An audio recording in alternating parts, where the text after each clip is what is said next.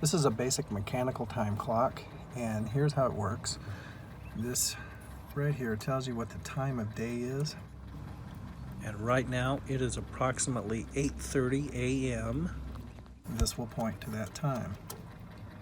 If the time were to be off, say it was 2 p.m. right now, you would adjust that by pulling this forward and turning it around so that it's now pointing at 2 p.m. Now these are trippers. They will trip the switch to either come on or off. If you can see, they are marked. This one says on right here, and this one says off. Now I have an extra one to shut off that I put on here so that when I leave a pool, I can leave it running for a period of time, and then it will shut off after I leave. So that's why this has an extra one. You could put 2 sets, another on, another off, and have it run 2 different cycles during the day, or whatever you want.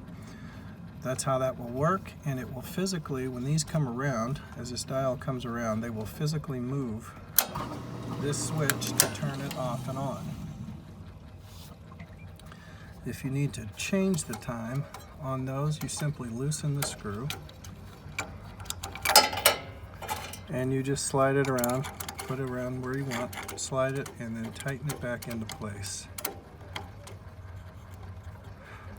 I'm going to put it back since we're not actually changing it right now, but that is how you do that, and that is really just about all there is to this time clock. Sometimes if you have a power outage, or say you have the breaker off for service or some other reason, then this will stop. Just like any mechanical clock, it will stop. So if it's off for 2 hours, when you come back, the time is going to be off by 2 hours.